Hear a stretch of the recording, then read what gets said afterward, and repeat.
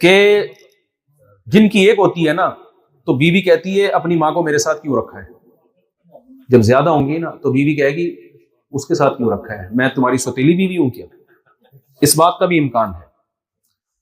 تو میرے گھر والوں نے الحمدللہ میری والدہ کی خدمت کی ہے۔ میری والدہ 2 سال بیڈ ریسٹ تھی۔ اب دیکھو میں ان کو نہلا تو نہیں سکتا تھا نا، اپنی نہلانا کس کا کام ہے؟ تو عورت کا کام ہے۔ مجھ سے جو خدمت ہو سکتی تھی میں کرتا تھا، پاؤں دباتا تھا، سر دباتا تھا، بیٹھ کے باتیں کرتا تھا۔ 2 سال پیرالائز رہی ہے، بالکل ہوش آواش ان کے تقریباً نہ ہونے کے برابر ہو گئے تھے۔ جو ہو سکتی تھی پانی پلا دیا، یہی ہو سکتی ہے نا، لیکن جسمانی خدمت تو عورت ہی کرے گی بھائی۔ باپ کی تو آپ کر لو گے، ماں کی خدمت تو آپ کی بیوی کرے گی، کیونکہ آپ کی جو بہنیں وہ تو رخصت ہو کے اپنے شوہروں کے گھر چلی گئی ہے نا۔ تو اب اگر آپ کو بیوی پر ساس کی خدمت واجب نہیں ہے تو یار اس کو بوڑھی کو کس کے حوالے کرو گے تم؟ اس کا کوئی رشتہ نہیں ہے، اس نے تمہیں پال پوس کے بڑا نہیں کیا، اب تمہاری بیوی اس کو نہلا نہیں سکتی۔ جو غیرت مند آدمی ہوتا ہے نا اس کو تو اپنی بیوی اس کی خدمت سے زیادہ چاہتا ہے کہ میری ماں کی خدمت کرے، اس سے زیادہ خوش ہوگا۔ وہ کہتا ہے میری خدمت چھوڑ دو بھائی، میری ماں کو ترجیح دو۔ لیکن آج ہماری سوسائٹی نے، یونیورسٹیوں نے بالکل ایسا خواتین کو آزاد کر دیا کہ نہ نہ نہ نہ بس اپنی اپنی زندگی ایک یوں سمجھنے کہ مفاد پرستی کی زندگی میں ڈال دیا ہے، اس سے ریلیشن کیا ہو گئے؟ ختم۔ تو یہ عورت کل خود بھی تو کسی کی ساس بنے گی نا۔ تو ریلیشن کو اسلام پروموٹ کرتا ہے، تو اتنا آزادی۔ ہاں ظلم جو بہوؤں پہ ہو رہا ہے، اب میں اپنی والدہ کا بتا رہا تھا کہ ان کو نہلانا دھلانا کو کس کی ذمہ داری تھی؟ تو گھر والوں کی۔ تو مجھے تو یاد ہے الحمدللہ جب میری والدہ ایک زوجہ کے گھر میں آئی تو دوسری کو شکایت ہوئی کہ ادھر کیوں بھائی، حالانکہ خدمت ہی خدمت کرنی تھی، صحیح ہے نا۔ تو میں نے کہا یار یہ زیادہ شادیوں کا یہ بھی فائدہ ہے ماشاءاللہ۔ تو یہ جو ہے نا خدمت کی انہوں نے الحمدللہ، اللہ ان کو جزائے خیر دے۔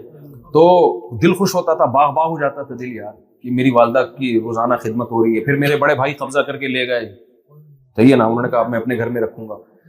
یہاں تو نکال رہے ہوتے ہیں اولڈ ہاؤس میں۔ ہماری سوسائٹی میں بچوں میں لڑائی ہو رہی ہوتی ہے کہ بوڑھی ماں کو میں رکھوں گا، وہ کہتا ہے بڑے بھائی سے ہم لڑ نہیں سکتے تھے اس لیے زیادہ خدمت انہوں نے کی، وہ لے گئے، انہوں نے کہا میں رکھوں گا۔ تو اب ان کا کیا کرتا آدمی۔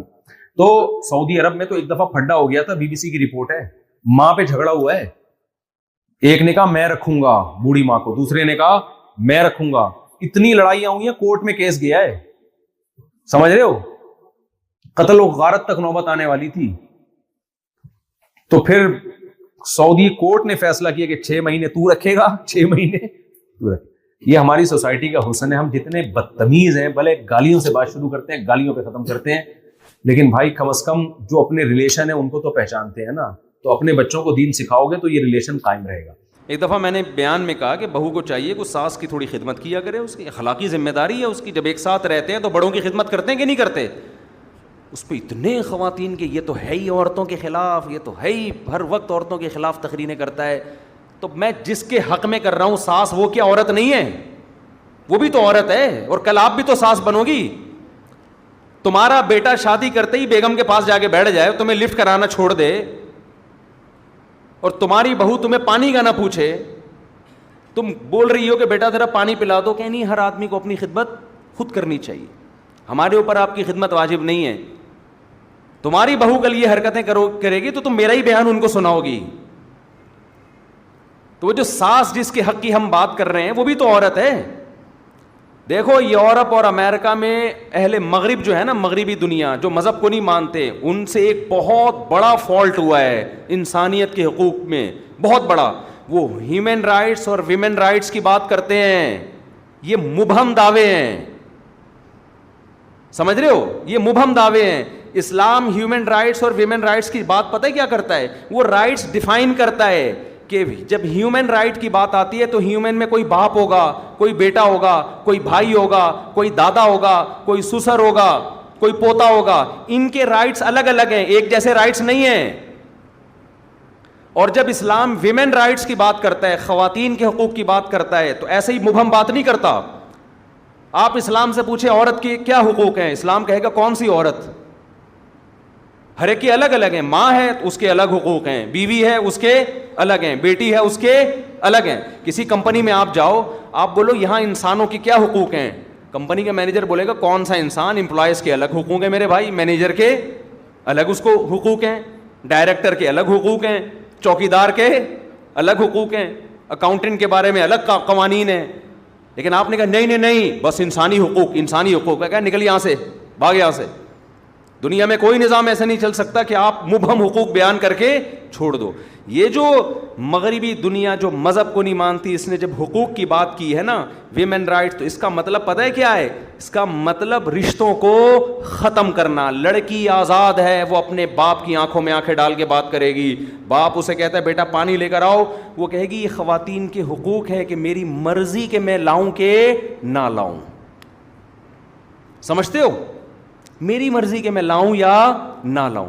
یہاں شروع سے ہی غلطی ہو رہی ہے. یہ کہتے ہیں بچے پیدا کرنے میں بھی انسان آزاد ہے, چاہے پیدا کرے چاہے پیدا نہ کرے. سمجھ رہے ہو؟ عورت کو پریگننسی ہو گئی, اس کی مرضی حمل ضائع کرا دے یا بچہ پیدا کر لے. یہیں سے کیا ہو رہا ہے؟ گڑبڑ ہو رہی ہے. بچہ پیدا ہو گیا, اس کی مرضی اس کو پالے یا نہ پالے, نہیں پالنا تو گورنمنٹ کے پاس پالنے کی جگہ وہاں جمع کرا دے. سمجھتے ہو کہ نہیں سمجھتے؟ تو ان کا تو سارا ریلیشن ہی ختم. اسلام شروع سے ہی گچی پکڑ لیتا ہے آپ کی. حمل روکنے کی اجازت نہیں, ہو گیا پیدا کرنا پڑے گا, کیونکہ یہ آپ کسی کی نسل ہو. اگر ماضی میں انسان نسلیں روک لیتے, ہمیں زندگی کا حق ملتا. تو یہ نیچرل ہے, جانور مجبور ہے اپنی نسل بڑھانے پر, آپ بھی مجبور ہیں, آپ کو بڑھانی پڑے گی. کہ آپ ہمیشہ اس دنیا میں نہیں رہو گے. آپ نے خاص تعداد میں جو اللہ چاہتے ہیں, وَبَثَّ مِنْهُمَا رِجَالًا كَثِيرًا وَنِسَاءً, آدم اور حوا کو پیدا کیا. اللہ کہتے ہیں آپ کی یہ رائٹس نہیں ہے کہ اب نسل روک لو, نا نا نا نا نا, آپ کی ایک دوسرے کی طرف اٹریکشن ہم نے نسل بڑھانے کے لیے رکھی ہے.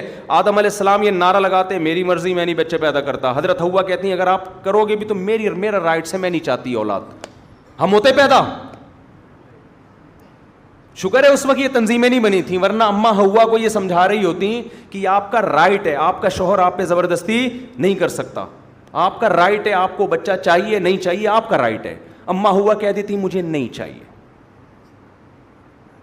آج ہم کہاں ہوتے؟ عالم ارواح میں ہی گھوم رہے ہوتے, وہاں بھی نہیں ہوتے ہوتے ہی نہیں.